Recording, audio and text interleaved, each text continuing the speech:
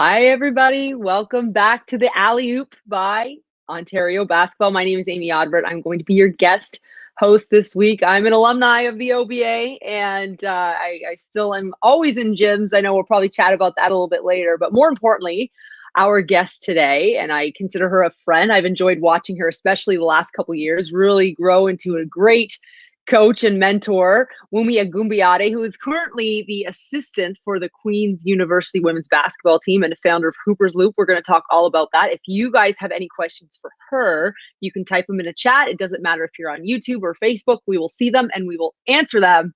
That being said, let's get our guest in. Coach, where are you? There I'm she's right coming. here. All right, there we go, Coach. I want to get rolling. I don't want to sit there and look at myself. I want to look at you and I want to talk to you. First of all, let's just dive right into it. You tell us a little about your journey as a player, because you've been in Ontario, you've been in the States, you've been professionally overseas, you've been with Canada Basketball. Go ahead. Yeah, so you said it all, so I'm good. No, I'm kidding. But I've definitely traveled and toured the world through the game.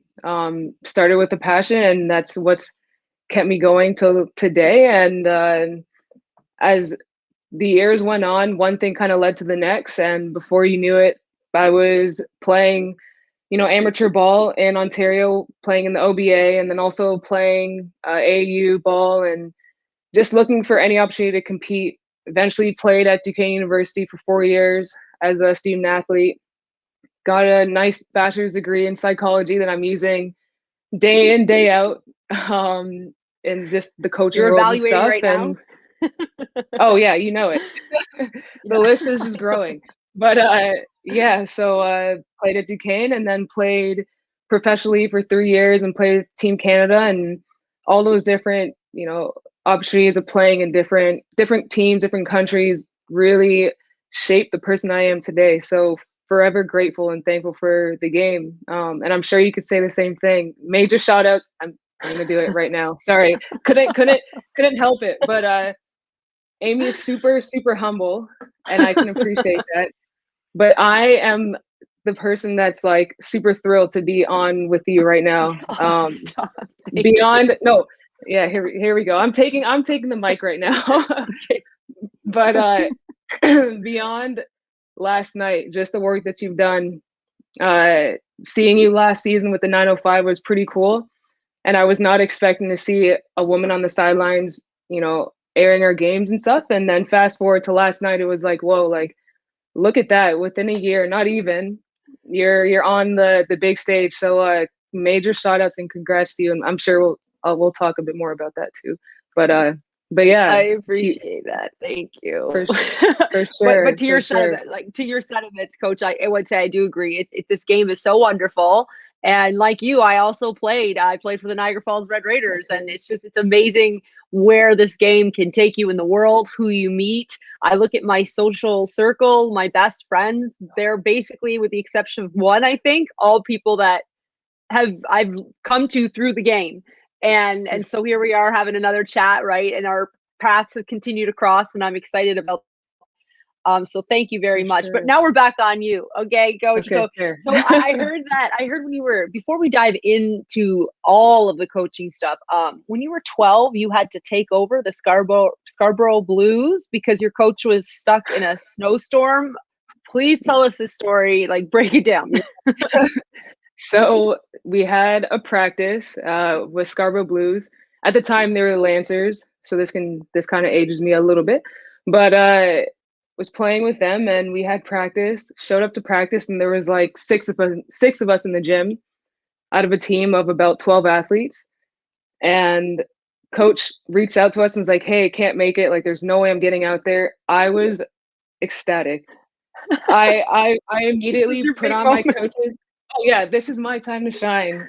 And I was like, "Okay, I know the flow of practice. I know the sequence. Okay, like let's just do our favorite drills." And I remember we did 3-man weave for about like half the practice with like different wrinkles and stuff, but I had a blast. I So you were I kind had of a hooked blast. right away. You were hooked Just right away. about, just So I about. would ask you this: we just talked about your fantastic, not even in depth. We could get in depth about you as a player as well. But while you were playing, did you know that this was going to be it? You were going to also jump into coaching when that opportunity came? I kind of had a sense. I knew I was going to stay in the game for sure, because I can't picture my life any other way without the game. And how that would look, I wasn't exactly sure. My mom used to always say that she could see me being a coach. And a lot of what my mom has said about me has eventually, it has some truth to it. And this is one of them. Women, right? They're smart women. Yeah, I agree with you. for sure. So sometimes they do know. Yeah. As much as we sometimes don't want to admit it, but I had a sense and a feel that I would eventually coach, and it all just made sense. And I feel like when something's meant for you, it'll find its way to you. And even when you try to ignore it, it'll continue to beat on the door until you open it, you know? So things have just been working seamlessly. So I'm really happy to be in the place I'm at right now with coaching and all, and how everything has transitioned.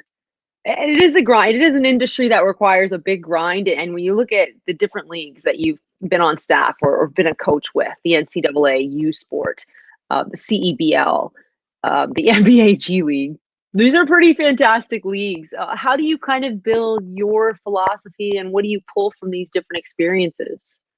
Yeah. With every coach that I played under, coached under, they're all different. And I think that's the one thing that I really had to focus on, was knowing that there were no two coaches that were exactly alike. So therefore I cannot be the exact same as another coach that coached me. Each and every coach shed some light on something that I think ultimately has built my philosophy surrounding, self-awareness and self-acceptance. And that right there ties perfectly with the game of basketball. You got to know yourself. You got to know who you're around. You got to see yourself for, where you're at, and being willing and able to take your game to new heights. But I've had a number of coaches that have impacted and shaped me as a person and as a coach. And the list is pretty deep, but I could definitely name off a few. But please do. Yeah. Please do. Yeah. Like, who are your, and I know, like you said, there's a million and you can't name them all, but specifically a couple role models that really got into your soul and you've taken stuff from. Yeah. So I would say my very first coach, Connie Joseph, who that was a practice that I filled in for. She was the head coach of that team. You got her back, so she's probably got yours now, right? For sure. And at the time when she coached us, she was raising Corey and DeVoe Joseph. Corey's both of them playing professionally, doing some great things, but I really learned the importance of sacrifice. And even though she had, a family that she was taking care of and stuff, and she still found the time. I would say Charles Kissy, he has been phenomenal as a coach and just as a working mate. And he taught me to push, and you got to keep pushing. And he's pushed me to the limits as a player and as a coach, and I can appreciate him for that. And my AAU coach and my collegiate coach, Susie McConnell-Serio, huge name, Hall of Famer. She taught me a ton at Duquesne, and she was very strategic, and she was the coach that can outwit and outsmart the opponent by just knowing them more than they even knew themselves. And of course, that's that philosophy, that psychology. Sorry, psychology. For sure. And then lastly, not lastly, but one that I'd like to mention is Coach Jama. Yeah, worked with him this past season, and talk about someone who sees people as people first, and respect is first and foremost. And then you follow that through with love, and the rest takes care of itself. And I learned, just being from all these different phenomenal coaches, I think is definitely a blessing and something I'm forever grateful for. But yeah, that's just to name a few, and the list is pretty deep. Yeah, and I would agree with you. Coach Jama was my first experience around him last season, and sunshine, just, you know what I mean? You never, when you play for a coach like that, you're never nervous or getting, you feel like you're getting reprimanded. He just I've never seen that amount of positivity. It's so cool to get to work with him and you. But I guess my next question, and this kind of leads into it, is you just mentioned a couple women and you mentioned a couple men, and you've had an experience sitting on the bench as a coach in men's professional basketball. Something that we're not, that we're starting to see a lot more of. It's not a total shocker. Do you think we're at the point now where this is a normal thing? I can't say that just yet, because if it was normal, then it wouldn't be making headlines. Yeah. And I think we're definitely like on our way, and it's nice to see. There are times where I'm like, man, I wish this wasn't a conversation. Me coaching in the CBL, I'm like, I wish this wasn't a part of the conversation. But I think we all deserve, like, the women that are getting the acknowledgement and the spotlight for being on the sidelines, I think well deserved. But I think we still have some work to do on multiple fronts, but we're on our way. And last night was a great example of that. Yeah, I agree with you. It's such a fine line because you appreciate the position you're being put in and you understand that you have to be an advocate. You have to do a great job. But at the same time, you just want to show up and do the job that you've been preparing for. So it's a very, like, you have to kind of tread both lines, right? Like, make sure that you're honoring everyone that wants to be here as well. But then you also just want to say, hey, like, I'm doing my job like everyone else, and it shouldn't matter if I'm a man or a woman. I hear you, exactly, but right. All you can do is just keep showing up, right? You keep showing up and you keep doing the job, and with a big smile on your face, and just stay positive. I hear it. I know you want to take my job though, because you also are involved in media. We've been joking about this, but no, seriously. I mean, you interview Aaliyah Edwards when she makes her big statement to go to UConn, her big announcement. I know you did the finals, the OSPA finals. Would it have been 2 seasons ago between Crestwood and Niagara? I think, right? Okay. Tell us about that experience, what you think about it, and is something you're interested in. Yeah, it was definitely a lot of fun to be on the opposite side. For many years, I've always been the one that's being interviewed. So just answering the questions. But being able to ask the questions is definitely fun. And I'm referring to the interview with Aaliyah, and it was nice to be in those shoes, and also speaking with her and being able to relate with like where she's at and where she's going, and that right there was part of the foundation of our relationship. And it's just like, hey, I know where you are. I feel what you're feeling. You'll be all right. And let's like work through this interview, and let's like chop it up and, share with the world all that you've conjured up over the years and what you're looking forward to do. But I definitely enjoy being on the mic and talking hoops. I mean, who wouldn't? That's all I do in the house anyhow. The game is on, and I'm just I'm just coloring the games, or I'm just like, calling the play-by-plays. Like, yeah, it's something I'm coming after you, Amy. I'm kidding. Yeah. Hey, listen, that's what we need though, right? We need more people to do it because they feel like they can do it, which was the point of last night. Absolutely. You mentioned Aaliyah though, and I have to jump in on that because the whole hopefully I'd say North America, it'd be nice if we could say the whole world's kind of paying attention right now.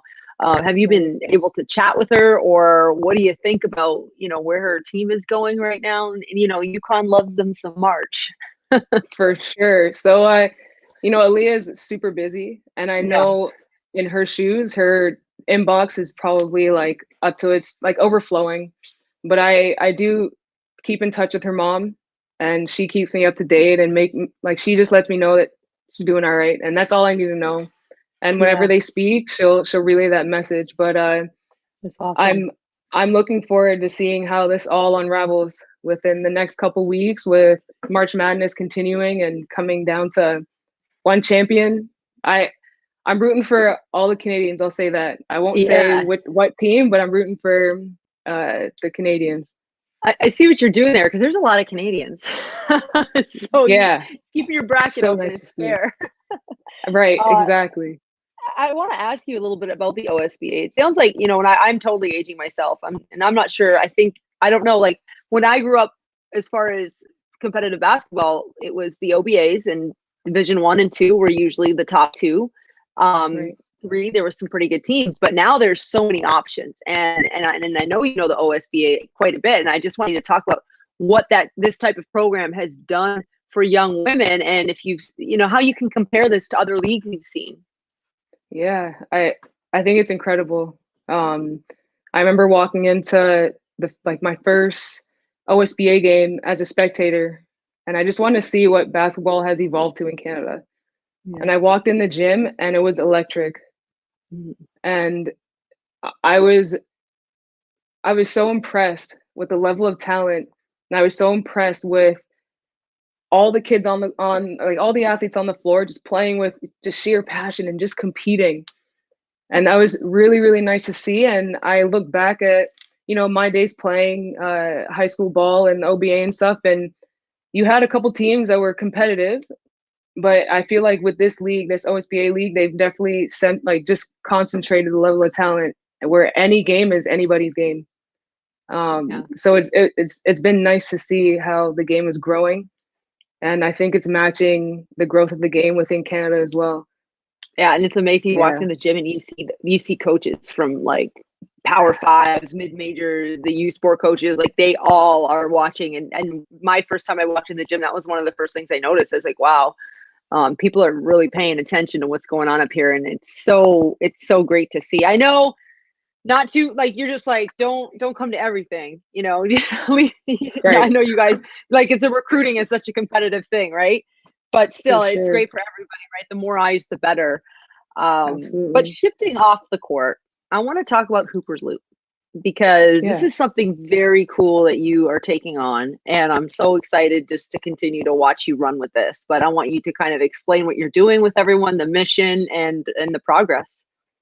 Yeah, so I mean, before even going away to play university ball, I knew that I wanted to come back and impact the game back home.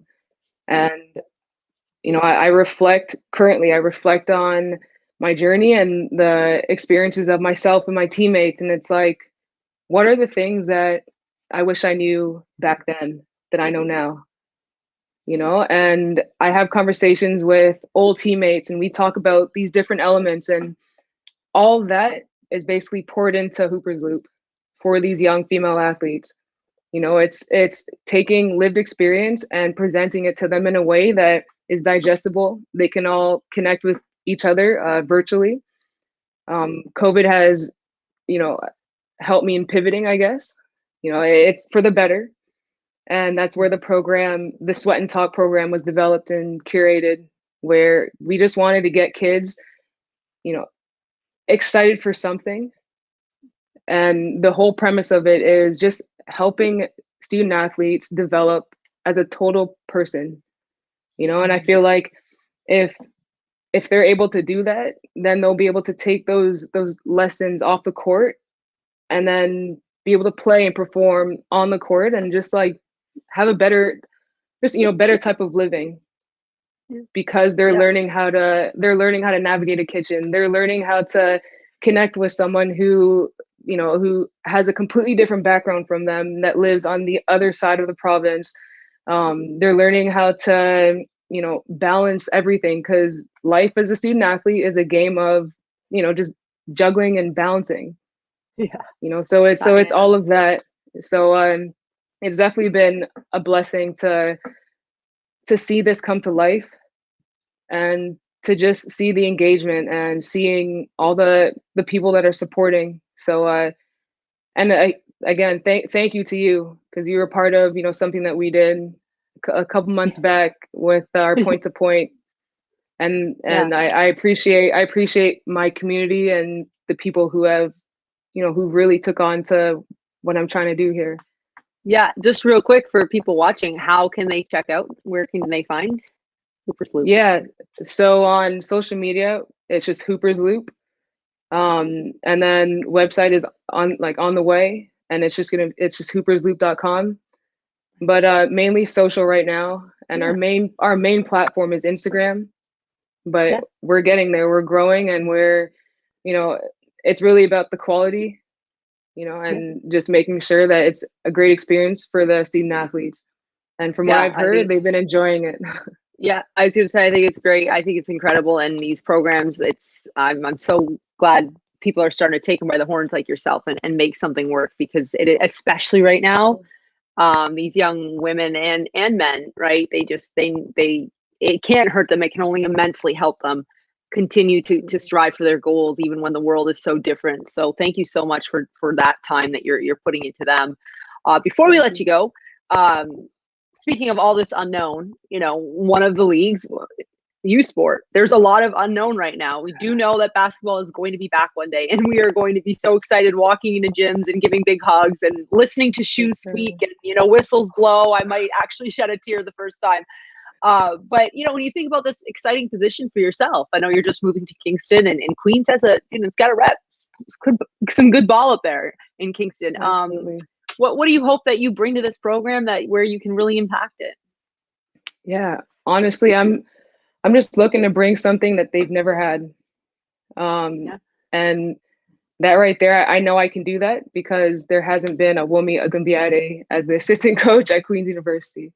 But really, I'm just looking to bring all the experience that I've collected over the years and being able to just go out there and just share the game and help student athletes get to that next step, whether it's playing pro or starting their careers. And I feel like it all makes sense with, the network that I've been able to build for myself, but now sharing that with student athletes, and I'm looking forward to all that's to come, the highs and the lows, and I'm just looking to help balance out the room and complement the coaching staff led by Coach Claire Meadows, and just balancing out the room. If we need a little bit more energy, then I'll do that and I'll be that. But if we need to, calm the room down a little bit, I'll also try my best to do that. It is an emotional game, but I'm gonna pour everything that I have into this new position. And that was a little recruiting video. Go play at Queens. Let's go. And by the way, shout out to Claire Meadows, because I don't know if you know this, but we played on a team together. So such a small world. We played on an OBA team together, the Southern Ontario Basketball Club. It was awesome. We were pretty good. Claire was a beast. Okay, Coach. Yeah, tell her I said hi. I will. Yeah, thank you. Like, we're not gonna keep you forever. I know you're moving, and I know that gets pretty hectic, but certainly want to thank you for your time. I seriously, whether people were watching this or not, I love talking to you. I love catching up with you, and I look forward to continuing to do that and following all these wonderful things that you're going to continue to do. Absolutely, and thank you for having me hosting and doing what you do and showing people like myself that we can also do it. And you've been doing a great job of that, you and the rest of the crew. But yeah, I appreciate it. Thank you, Coach. For sure.